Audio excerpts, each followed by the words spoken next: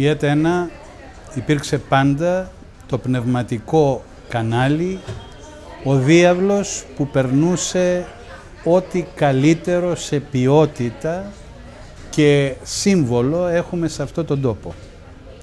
Θα είναι μεγάλη απώλεια να χαθεί αυτή η φωνή, να χαθεί αυτός ο διάβλος, μολονότι όλοι καταλαβαίνουμε τη δυσκολία της συγκυρίας της οικονομικής, αλλά σε τέτοιες στιγμές, ακριβώς σε τέτοιες στιγμές, δεν χάνεις ούτε την προσφορά, ούτε την ποιότητα, ούτε το σύμβολο, ούτε αυτό που σε συνδέει με αυτόν τον τόπο, με την ιστορία του και με τους ανθρώπους του.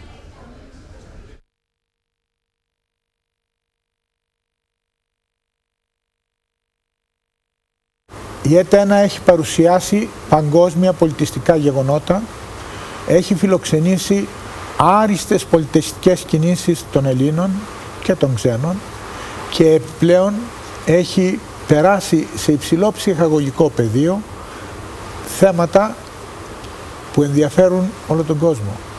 Και νομίζω ότι καλό θα ήταν να ξανασκεφτούν οι επαΐοντες τι πρέπει να γίνει. Η ΕΤ1 είναι ένα κανάλι που συντροφεύει τη ζωή μας χρόνια τώρα. Νομίζω ότι της ανήκει μια δικαίωση της συνέχειας και μια αναβίωσή της.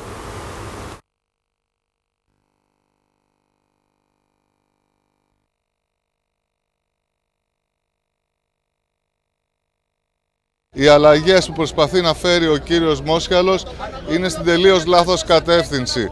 Έτσι κλείνει εγκαταστάσεις, κλείνει συχνότητες, απολύονται άνθρωποι, απαξιώνεται η δημόσια περιουσία και αυτό το δυναμικό μπορεί να αξιοποιηθεί με πολλαπλασιαστικά ωφέλη για το καλό, όχι μόνο της ΕΡΤ, της ελληνικής οικονομίας. Έχουμε καταθέσει αναλυτική πρόταση, ειδικότερα για την ΕΤ1. Έχω πει, δεν κατανοώ το όφελος από το κλείσιμο της ΕΤ1, από την κατάργηση των υπερσύγχρονων στούντιο που υπάρχουν εκεί πέρα και να δοθεί το κτίριο στο Υπουργείο Προστασίας του Πολίτη. Ειλικρινά δεν καταλαβαίνω αυτή τη λογική. Ακόμα περισσότερο δεν καταλαβαίνω τη λογική του κλεισίματος της συχνότητας και ειδικά στις παραμεθόριες περιοχές υπάρχει άμεσος κίνδυνος καταπάτησης των συχνοτήτων αυτών από ξένα, από τουρκικά και σκοπιανά τηλεοπτικά κανάλια. Η ΕΡΤ μπορεί να είναι πλεονασματική, μπορεί να είναι οικονομικά ανεξάρτητη και μπορεί να πληρεί τα συγκεκριμένα ποιοτικά χαρακτηριστικά που απαιτεί ο Έλληνας πολίτης. Η ΕΡΤ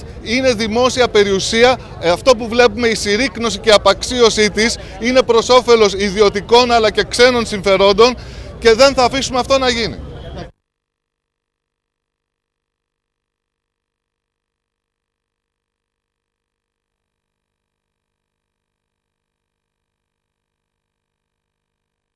Εμείς συμπαραστεκόμαστε στον αγώνα σας, όχι απλώς συμπαραστεκόμαστε, αλλά είναι και δικός μας αγώνας. Είμαστε εντελώς αντίθετοι στη συρρίκνωση της κρατικής τηλεόρασης. Είμαστε εντελώς αντίθετοι στη χειροτέρευση της θέσης των εργαζομένων ή όσον αφορά τις εργασιακές σχέσεις ή και τις απολύσεις με όχημα την εφεδρεία. Μπορεί εμείς να μην είμαστε ευχαριστημένοι από την κρατική τηλεόραση από άποψη ποιότητας ή από άποψη πλουραλισμού που οφείλεται και στις αποφάσεις κυρίως των κυβερνώντων, αλλά εν πάση περιπτώσει είναι καλύτερη από την ιδιωτική τηλεόραση και πρέπει να γίνει πολύ καλύτερη, στηριζόμενη στους εργαζόμενους που έχουν δείξει ότι τα καταφέρνουν και μπορούν να δώσουν μια τηλεόραση τέτοια που χρειάζεται.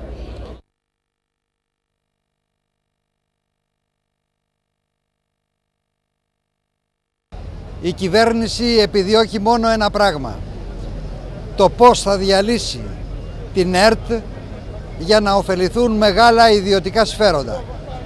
Οι εργαζόμενοι σήμερα στην ΕΡΤ δίνουν το παρόν ενάντια σε αυτή τη διάλυση και υπερασπίζονται το δικαίωμα για ενημέρωση και το δικαίωμα να έχουν και οι ίδιοι μέλλον.